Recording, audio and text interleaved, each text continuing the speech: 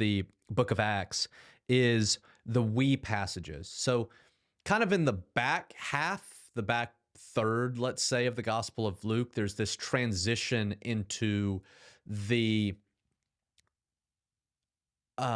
first person plural pronoun we.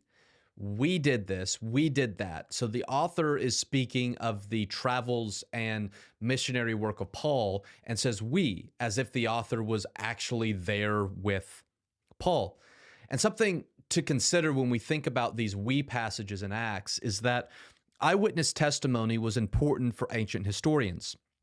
And so if an author was an eyewitness to some of the events being described, we would expect them to reveal so, because you wanted to say, I was there, to lend some credibility to what you're writing. If you listen to our episode on the Gospel of Matthew, that's why I'm skeptical of the Apostle Matthew writing the Gospel, because there's nothing in there that says, yeah, I was actually there for these things.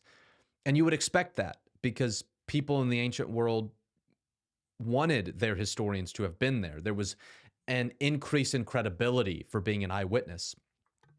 And so you would expect that to be added if someone was an eyewitness. So it at least lends the possibility that the author was an eyewitness and there for that part, at least, of Paul's missionary journey, though it's also the possibility that someone could have just added that to claim to be an eyewitness.